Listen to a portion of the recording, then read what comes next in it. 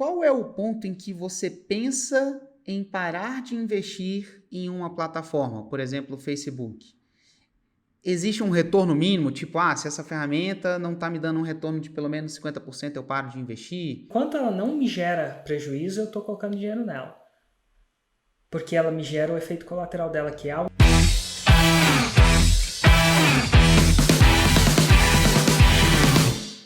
São 3 pilares que sustentam todo 6 em 7. Lista, lançamento e produto. Aqui nesse podcast eu vou te mostrar onde deve estar seu foco. Porque quando você foca naquilo que você tem controle, os resultados vêm no longo prazo. O fato é o seguinte, a dor passa. O 6 em 7 fica. Seja muito bem-vindo a esse podcast 6 em 7. Esse é o podcast onde a gente discute táticas e estratégias para você chegar no seu primeiro 6 em 7, que são R$100 mil de faturamento em 7 dias consecutivos. Eu sou o Hugo Rocha, eu estou aqui hoje com o Érico Rocha para a gente discutir se ainda vale a pena investir no Facebook.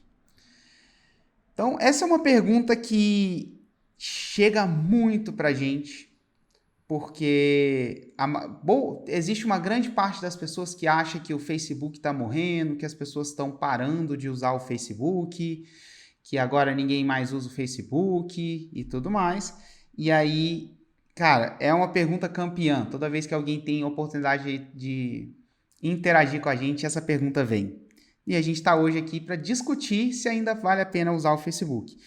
E eu acho que vai ser um episódio bacana, porque a gente vai passar tanto pela parte de anúncios, que eu imagino que é uma conversa que vai ser muito em duas vias, né? Porque eu sou a pessoa que coordena o pessoal que hoje nem coordeno, né? Tem um coordenador, mas eu ainda supervisiono todo o time de tráfego, e eu comecei a fazer tráfego na empresa, como também a gente vai abordar outras formas que a gente tem usado o Facebook, que, por exemplo, comunidade, como criar comunidades, principalmente durante lançamentos, que tipo de resultado que isso trouxe para a gente. E aí, para começar o episódio, né, aquela pergunta clássica, a gente já respondeu isso em outros, mas para as pessoas que estão chegando aqui nesse episódio pela primeira vez, para quem quer fazer um 6 em 7, ela precisa investir no Facebook? Como sempre, não necessariamente. Dá para fazer um 6 em 7 só com uma das mídias. Mas não quer dizer que se você botar R$1 no Facebook e não aumentar, por que não fazer? Mas não dá para fazer 6 em 7 até sem nenhuma mídia social. Inclusive, quando eu fiz a primeira vez, não tinha, né? Tinha mídia social. Dito tudo isso, não é porque dá para fazer 100 que a gente vai deixar de fazer 100. Então, enquanto o Facebook estiver dando retorno, a gente vai estar investindo no que dá retorno. Exato. Eu acho que é um conceito que você fala que só queria trazer ele de volta. Para fazer 6 em 7, você precisa de atenção das pessoas. Onde quer que a atenção esteja, é um bom investimento para você se fazer. Se existe um lugar onde as pessoas têm atenção e você consegue, e esse lugar, essa plataforma, te permite estar lá e te permite usar essa atenção para poder divulgar, por exemplo, um lançamento que você vai divulgar, você tem que estar lá. Você tem que estar lá, não. Se você estiver lá, aquilo ali vai te ajudar. Como é que você sabe que tem atenção no lugar? Como é que você mede isso? Eu tenho uma ideia, uma opinião, mas eu queria ver com você. Como é que você sabe que tem atenção lá? Se eu coloco conteúdo... Vamos lá. Primeiramente se eu coloco conteúdo lá e os meus conteúdos, eles são consumidos, as pessoas assistem, ou seja, eles têm, por exemplo, um conteúdo em vídeo. Se ele tem visualização, se as pessoas comentam, se as pessoas dão like, se elas interagem, né? Além de assistir, elas fazem qualquer outro tipo de interação, isso é um sinal que a atenção está lá. Mas vamos supor que eu botei e tem tão pouquinha visualização. Nesse caso, deixa eu pensar. Primeiro, tem se você usa a mídia ou não, e tem se você ouve falar que a mídia está sendo usada ou não. Por outras pessoas, né? Eu penso diferente. Ou penso igual, mas diferente. Às vezes tá porque você não botou dinheiro. Verdade. Não botou dinheiro, não impulsionou. Ah, Érico, mas se eu botei dinheiro, ela tem atenção? Ah, é uma boa pergunta. E aí a outra pergunta é, o dinheiro que eu botei volta? Se vai Ah, e boa. não volta, não é. Então eu penso o seguinte, não é questão se eu botei e tem pouco ou não visualização na minha cabeça, porque tudo é dinheiro, já falei isso para vocês. Cada vez menos as mídias sociais têm menos alcance orgânico, eles também precisam pagar boleto. No começo é tudo de graça, alcança demais, mas depois é grana. Você pôs R$ 1, ele teve visualização. Ah, se eu boto dinheiro tem visualização, interessante. Então ele quer ganhar dinheiro. Né? Nada de errado, tem que pagar os boletos dos programadores deles, né? Do escritório, do programador, do marketing, de todo esse desenvolvimento. E aí você vê, botei R$ 1.000, volta. Esse dinheiro, aquela atenção deu retorno. Se deu retorno, boto mais. Se não deu retorno, boto menos. Então a atenção botou dinheiro. Há muitas pessoas, Érico, meus vídeos não são mais visualizados. Não são no Facebook, porque ele está mais maduro e é menos orgânico. Definitivamente menos orgânico. Ele já está uma mídia muito madura. Quanto mais madura a mídia está, mais ele está propenso a te cobrar. Né? Aham. E assim, que diferença você vê entre o Facebook e o Instagram? E aí, só lembrando, cara, o Facebook ele é dono do Instagram, mas ainda assim são duas mídias. Quando você, por exemplo, ele é dono do Instagram, quando você vai fazer anúncio para os dois, você usa o mesmo ambiente, que é o chamado gerenciador de anúncios do Facebook. Mas antes de eu dar uma opinião mais técnica do anúncio, o que que você, pessoa que produz conteúdo e pessoa que consome conteúdo, o que que você vê de diferença entre o Facebook e o Instagram? Sinceramente, eu podia até falar, filosofar, fazer. Eu vejo nada. Quase falei um palavrão. Para mim, tanto o Facebook quanto o Instagram quanto o YouTube são ferramentas de montinho e montão. Eu vejo colocar um montinho e sair um montão. Ah, é a mesma ferramenta do YouTube? Não, porque tem algumas coisas que me permitem colocar um montinho de um jeito diferente. Então, por exemplo, coisas que a gente discutiu até no episódio anterior que foi sobre Google, pelo menos o episódio que a gente gravou anteriormente que foi sobre Google, a gente fala que o Google tem algumas características que o Facebook não tem. Por exemplo, eu posso anunciar para aquela pessoa que procurou marketing digital. O Facebook não tem procurar. Uma pessoa que procura tem uma certa intenção maior, tá tudo bem. Porém, existem menos pessoas que procuram marketing digital versus pessoas que têm interesse, mas não procuram. O cara que assiste o vídeo. Então, segundo você falou, o Facebook ele tem mais essa parada de sacar qual que é o interesse, mas ele acerta mais os interesses, segundo o que o Hugo fala, nos resultados da campanha. Isso, então, os dois são ferramentas de montinho. Os dois são ferramentas de montinho e montão. Agora, tem gente que fala, o YouTube tem que ser conteúdos mais longos ou mais curtos. Eu sou aleatório. Eu produzo conteúdo, tento colocar no formato mais amigável da mídia. O que é formato mais amigável? A pessoa que assiste no Facebook está com o telefone em pé e colocar aquele vídeo reto num telefone que está em pé. Então a gente tenta fazer um vídeo mais quadradinho, na maioria das vezes. Formato mais assim. Mas fora essa questão de formato, eu vejo o Facebook, eu vejo o Instagram, eu vejo o YouTube como maquininhas de montinho e montão. Você bota um montinho de dinheiro para sair um montão. Se o montão sai mais, ele ganha mais montinho. Porque eu vou ter mais montinho. E é isso aí. E aí, dessa perspectiva, eu começo a ver ele como uma ferramenta de anúncios. E uma ferramenta de anúncios com características diferentes. É tipo um carro. Tem uma caminhonete, tem um carro de rua. E tem, sei lá, um bug. São carros diferentes. O princípio é o mesmo, mas tem pequenas peculiaridades. A caminhonete, de repente, tem um 4x4. De repente tem um botãozinho a mais, botãozinho a menos. Mas é isso, o YouTube. Eu não tenho apego emocional, negociar. Pra você ter uma ideia, eu não uso o Insta no Facebook. Eu acesso o Insta, já falei para escapar, né, minha ferramenta de escape. Um pouquinho de atualização, estou usando para atualizar. Né? Hoje eu tenho os canais que eu uso para atualizar. Mas é uma ferramenta de escape. O YouTube é mais uma ferramenta de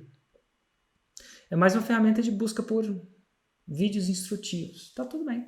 Eu vou lá para buscar vídeo de como surfar, de como... algumas coisas como tem isso. Alguns hobbies que eu tô fazendo. Ultimamente eu tô vendo vídeo de como tomar banho gelado. Tô até comprando freezer aqui pra casa, pra entrar dentro do freezer. Aí eu tô vendo outras pessoas que fazem essas paradas, de colocar água dentro do freezer, gelar e todo dia entrar uma hora, não, 1 minuto lá dentro. Aí agora eu tava discutindo com o Hugo sobre sauna. Tô vendo uns vídeos de sauna lá. Será que é bom? Será que não é? E tal. Mas enfim, eu não vejo isso no Facebook. O Facebook é um escapismo pra mim. Ou era, né? Não uso mais. Mas não uso como pessoa, né? Mas como empresa a gente anuncia. Mas o que importa é uma máquina de monte e montão. Podia ser um quarto escuro. Cara, legal. Eu também não uso o Facebook mais.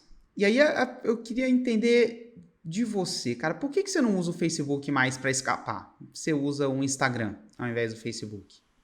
Porque o Instagram mostra no meu feed mais coisas que eu sigo.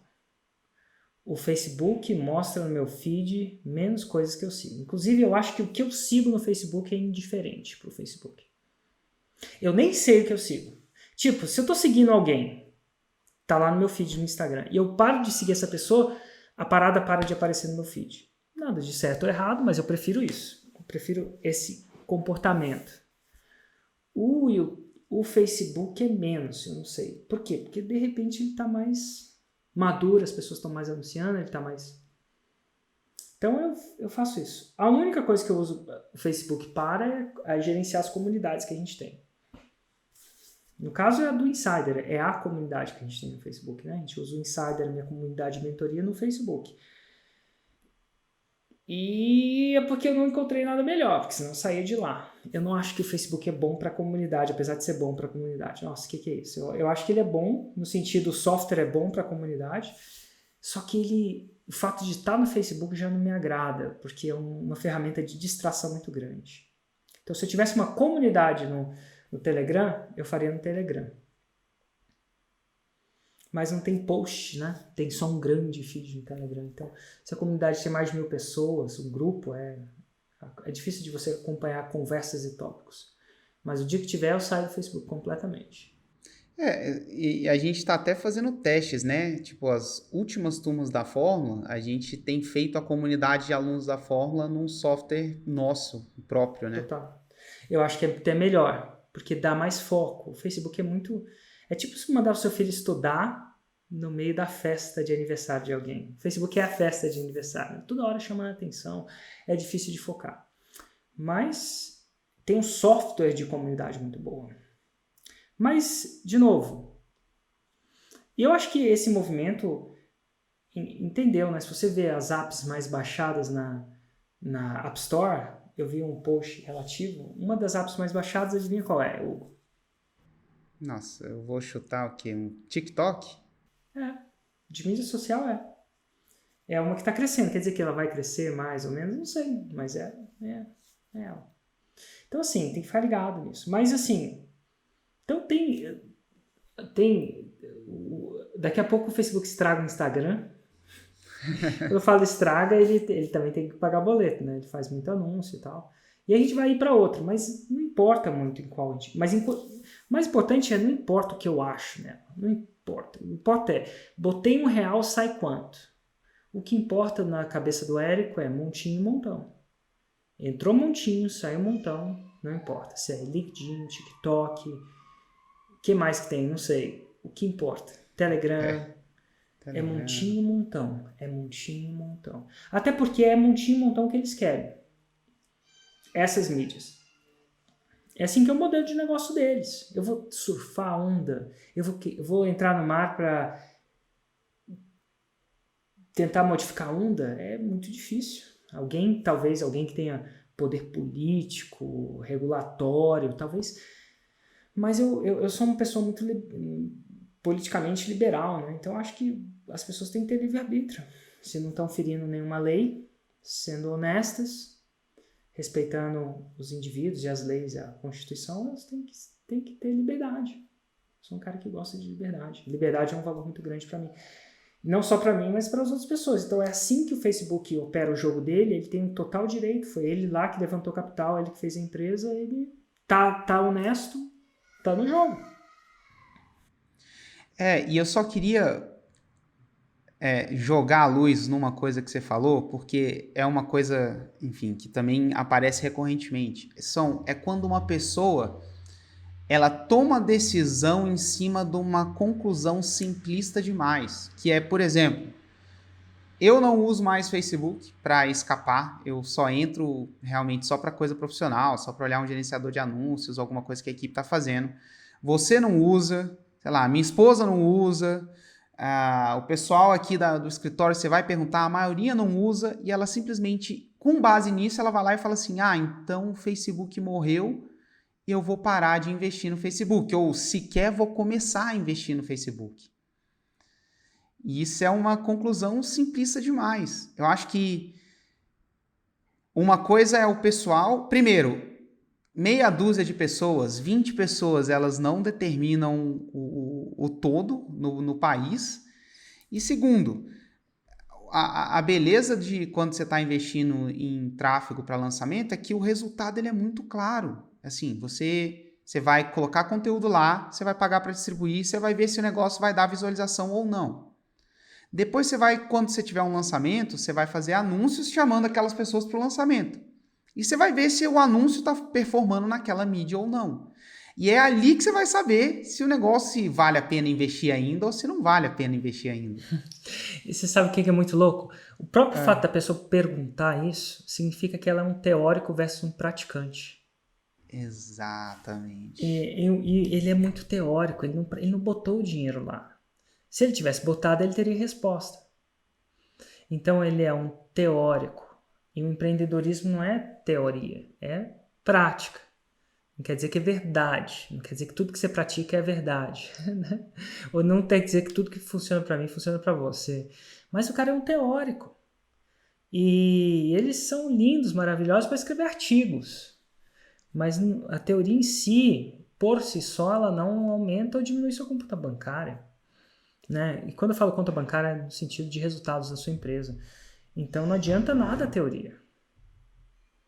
E é claro que você tem que escolher onde você vai gastar a sua energia, a gente escolhe também. Mas é uma pergunta muito teórica.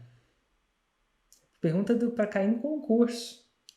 O Facebook, o que no empreendedorismo não tem prova? Só tem resultado. Exato. E aí vem uma pergunta que estava aqui nas perguntas da audiência, não chegou ao vivo não, mas é uma pergunta que já estava pré-selecionada. As leads no Facebook tendem a ser mais caras ou mais baratas que em outras plataformas? Hugo, as leads do Facebook tendem a ser mais caras ou mais baratas dependendo do minuto que a gente investe. Exatamente. Dependendo do qual público que a gente tem, dependendo da quantidade de conteúdo que a gente fez. Não é só o Facebook que influencia caro ou barato, não. Dito tudo isso, eu vou te dar um exemplo fora, para a gente até não cair na mesmice das pessoas que acharem que a gente sabe tudo. Eu perguntei ontem para você no Google como é que foi o nosso teste no LinkedIn. E aí você me falou, Érico, ó, a lead saiu o quê? Muito caro. E em pouca quantidade.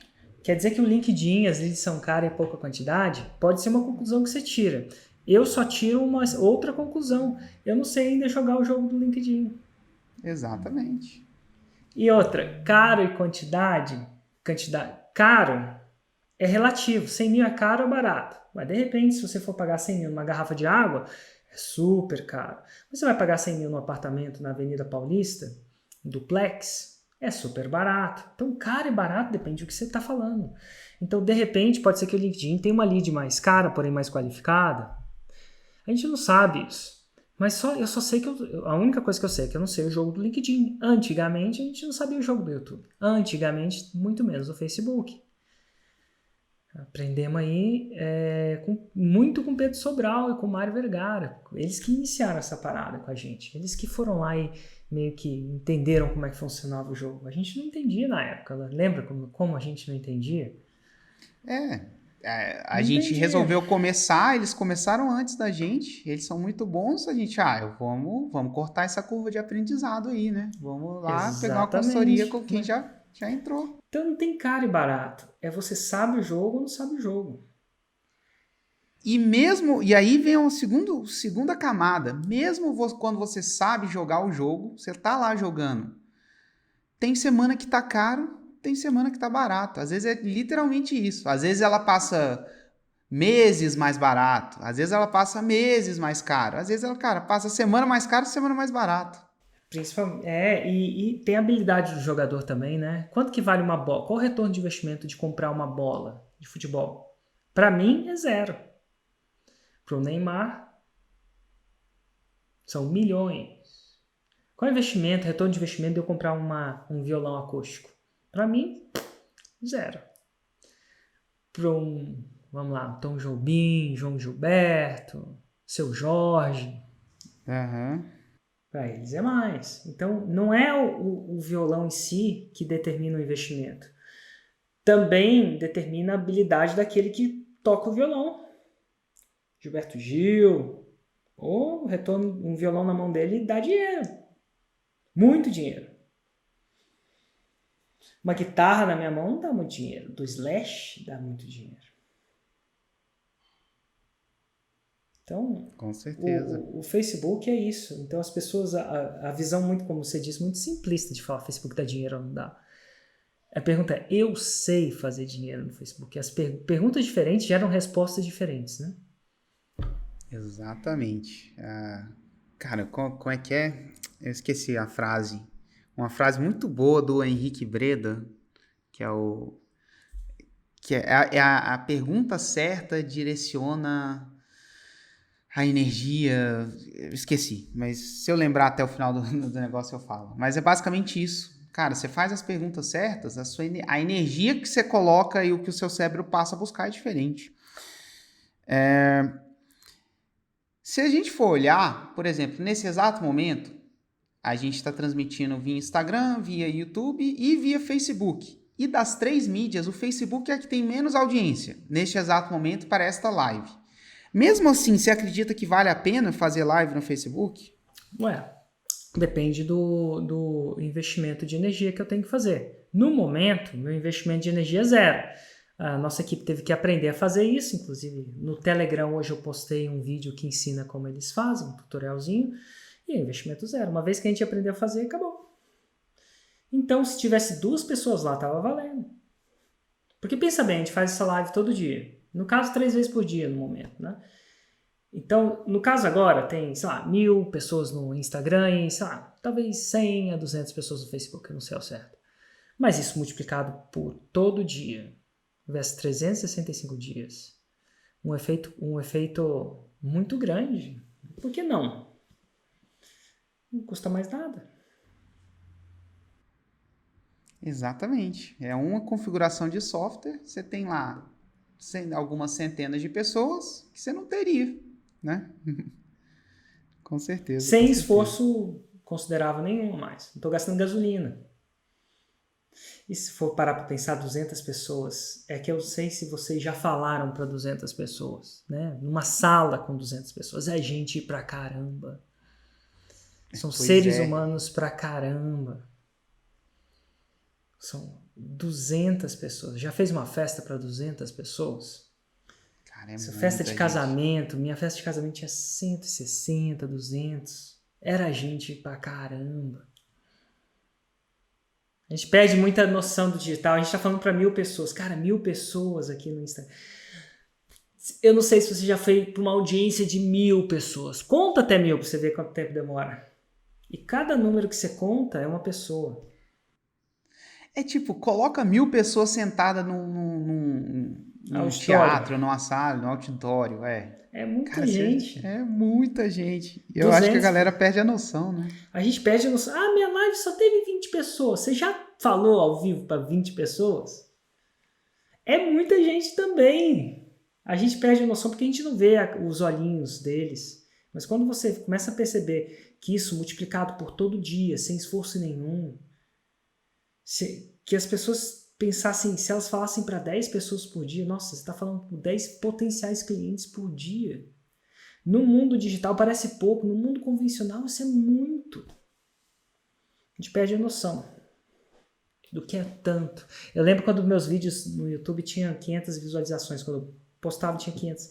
E muita gente fala, meu Deus, como é pouco. Eu falei, cara, 500 seres humanos todo dia que eu falo com eles. Na época, eu fazia um vídeo por dia, por 365 dias. perde a noção da coisa. A gente perde a noção de qual a nossa vida é boa, né? Exatamente. É que nem antes da quarentena a gente dava merecido poder sair. A gente sabe como nossa vida é boa, a gente esquece tudo de bom que tem, né? De tomar uma cerveja, de fazer um churrasco, de fazer alguma coisa. Poder chamar seus amigos para ir na sua casa. Por exemplo. É só quando a gente tira ele que passa a ser escasso e passa a ter valor, né? Fora quando não é escasso, não tem valor. Exatamente. Antes da gente passar para um assunto mais comunidade, eu acho que é uma coisa que é uma funcionalidade do Facebook que a gente também tem usado muito ultimamente. Eu queria só responder uma pergunta técnica que está aqui nas perguntas da audiência, que é: para anunciar no Facebook, é preciso ter uma página ou dá para fazer isso só tendo um perfil pessoal? Então, só para deixar claro que é uma pergunta de resposta simples, você tem que ter uma página. Não dá para anunciar só com perfil pessoal. E como o Érico já falou, deixando claro, se você está no Facebook e não está anunciando, provavelmente as suas chances de sucesso elas são bem remotas. Porque cada vez mais o Facebook é uma plataforma que ela é movida cada vez mais a anúncio, para poder você conseguir distribuir seu conteúdo, seja um anúncio ou seja um conteúdo que não anuncia nada, que não pede nada em troca. Mas ainda assim você precisa distribuir. Para distribuir você precisa anunciar. Para anunciar, você precisa de uma página. Então, você sim precisa de uma página. E se você quiser atenção sem anunciar, você tem que ir para as plataformas mais novas, porque elas estão mais propensas à distribuição de conteúdo. Quais são as mais novas? TikTok. Érico, mas só tem piada. Não, no começo o Instagram era só foto com filtro. A gente que não sabia usar o Instagram para ensinar. E o TikTok é a mesma coisa. Parece que é só piada, mas não é a mesma coisa. Não é só foto com filtro. Eu demorei muito para entender como ensinar no Instagram. Como passar minha mensagem. E muito pela crença limitante que eu falo, isso é de brincadeirinha. Mas não é. Mesma coisa com o TikTok. Não é brincadeirinha. É só você não descobriu ainda. Você não sabe aprender a tocar. Pensa. Como é que você pode tocar naquele instrumento para gerar consciência do seu produto, da sua mensagem, ou ensinar mesmo. Se no Instagram dá para fazer agora, por que no TikTok não dá? Exato. O fato é, aquela plataforma tem a atenção de milhões de pessoas e o quanto antes, o mais legal parece alienígena, porque é uma coisa completamente nova. Mas o quanto antes você começar, mais rápido você vai aprender. Como é que joga o jogo daquilo ali, né? Como é que você coloca o conteúdo, como é que você gera atenção para o seu conteúdo ali dentro.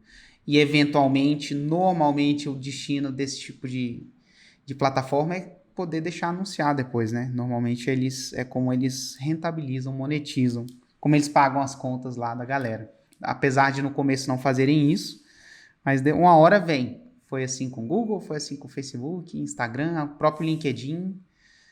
E até o LinkedIn é uma plataforma que ela já existe, mas, inclusive, é por isso, eu imagino, por isso que você tem trazido tanto a questão do LinkedIn, da gente estar lá e aprender a jogar o jogo, que antigamente era uma rede das pessoas se relacionarem para poder arrumar emprego, fazer essas coisas mais profissionais. Mas cada dia que passa, ela é uma rede onde as pessoas estão postando cada vez mais conteúdo e é uma rede para onde as pessoas estão direcionando a atenção para poder aprender também. Total, tá virando um Facebookzinho. Tá virando um Facebookzinho. Tá virando um Facebookzinho do jeito que o Facebookzinho era antes. Então vamos lá, cara. Vamos então aqui falar um pouquinho de comunidade antes da gente encerrar aqui esse episódio. Comunidades. Então, você já chegou a introduzir que, por exemplo, hoje a gente usa o Facebook para poder fazer comunidades de alunos do Insider. Insider é um programa de mentoria que a gente tem. Então, a gente faz a comunidade dos alunos lá dentro do Insider e como você falou, ela tem os seus prós e contras.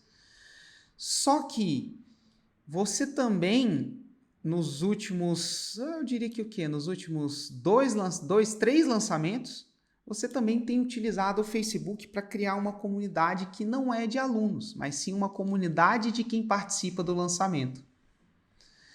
E de onde veio essa ideia? Qual que é o racional por trás dessa ação aí? Por que você resolveu fazer isso? O racional era o seguinte: antigamente, quando começaram lançamentos, não existia blog. Não existia blog. E aí veio o blog. E aí as pessoas podiam, a maioria dos lançamentos quando acontecia não tinham comentários ao vivo. Quando não tinha blog, pensa bem, não tinha comentário, não tinha rede social, não tinha blog.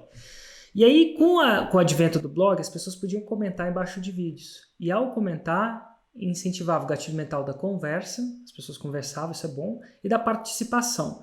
De repente a gente pode até dedicar episódios explícitos sobre o gatilho mental da conversa e da participação. Quanto mais as pessoas participam, mais elas tendem a comprar depois. Só que aí com o tempo, então embaixo do vídeo passou a ter um gatilho mental que era a comunidade. Olha que louco. Os comentários abaixo criavam uma certa prova social, mostrava que as pessoas estavam realmente engajadas, realmente gostando do lançamento. E criava-se uma conversa, mas é muito difícil de conversar via comentário.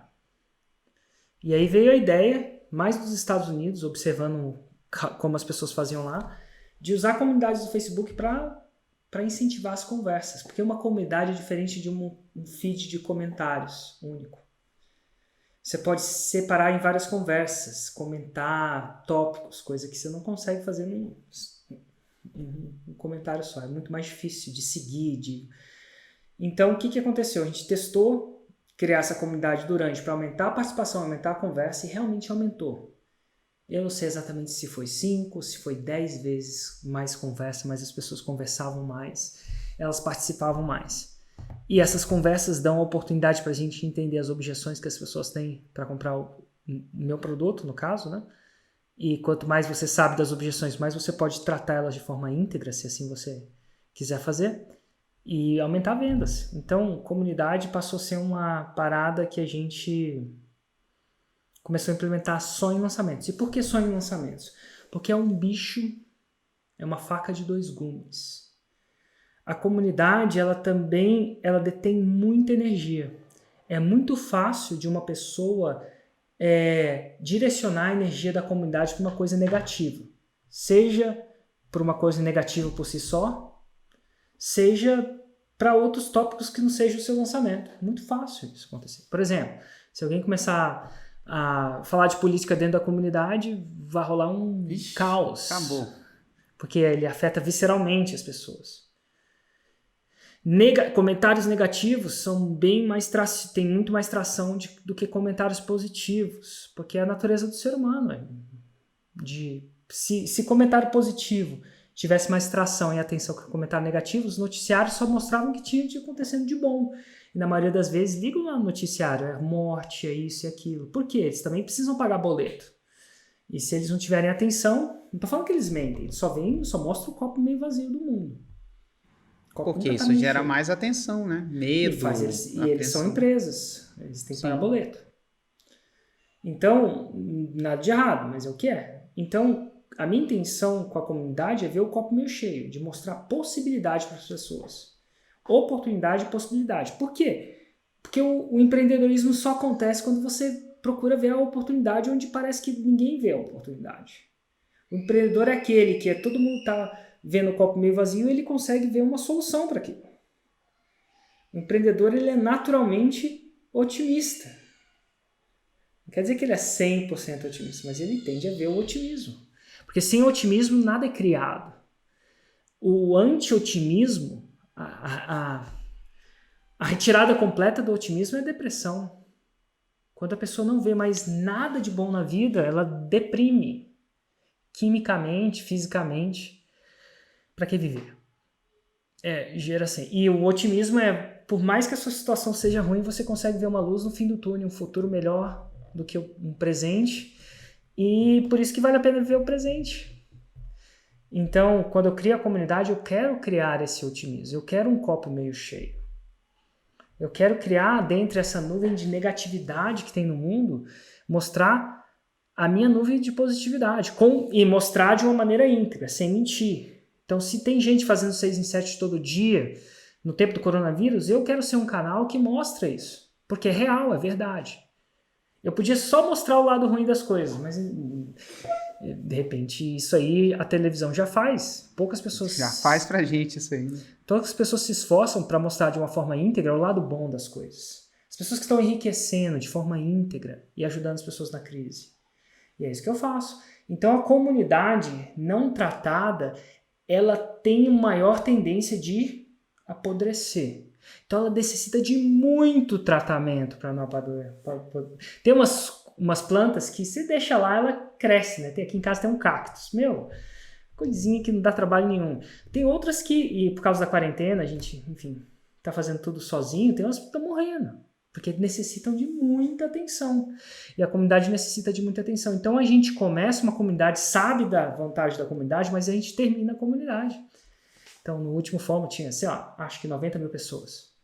A gente criou essa comunidade, cuidou dessa comunidade, depois matou essa comunidade. Por quê? Porque se a gente não matasse, ou a gente dedicaria muito tempo para ela, para manter ela, aquela planta vigorosa e formosa, muito tempo aguando ela, e aí só que a gente não tem recurso para fazer isso e cuidar dos nossos alunos. Então, o que a gente faz? A gente retira. De tempos em tempos a gente cria esse evento, é tipo um show. Pô, já pensou se tivesse um Rock in Rio 100% do tempo? O trabalho que ia dar. Então, o que os organizadores fazem? Vamos fazer o seguinte, vamos fazer 3, 4, 5 semanas, não sei quantas semanas tem um Rock in Rio, 2, onde a gente foca em fazer isso e depois a gente para. Libera o espaço para outra pessoa. Então, a comunidade é isso pra gente. Ela requer muito. E pra gente manter ela o ano inteiro, a gente teria que cobrar dela. E nada de errado cobrar, mas a gente queria uma comunidade por tempos, né, itinerante, de graça, porque a gente já tem um produto que a gente paga, que a gente compra, que a gente foca e tal. Então, como a gente não decidiu cobrar por aquela comunidade, não faz sentido manter no momento, porque ela requer muita atenção. Mas de tempos em tempos faz sentido, até porque ela ajuda a vender o nosso produto, né? Então tem um retorno daquele investimento energético. Com integridade. Com integridade.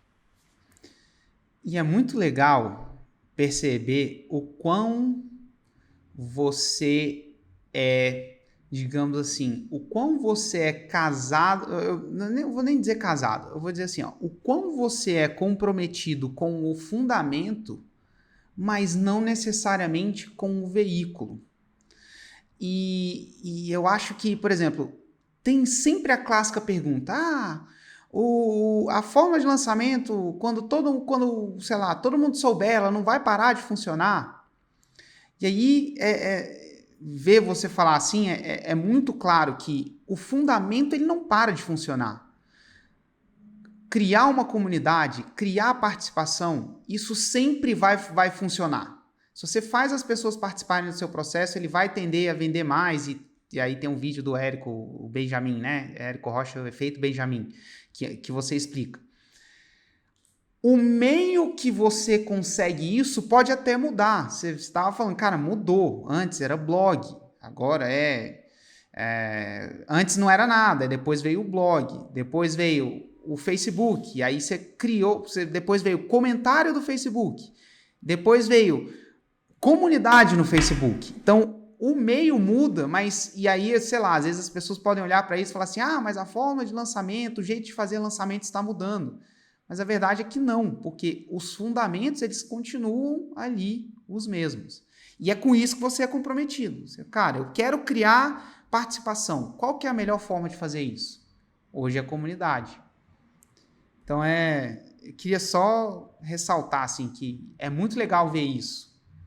O fundamento ele não muda. O veículo ele pode até ter pequenas mudanças, mas o fundamento não muda. Como se fosse música. Música é música. Você pode tocar numa guitarra, no violino, pelo menos no violino, numa flauta. É música. O veículo pode mudar.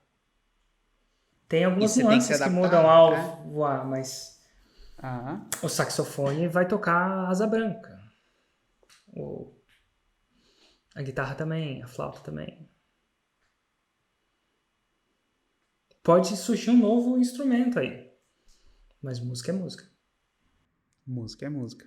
Muito bom. É muito legal.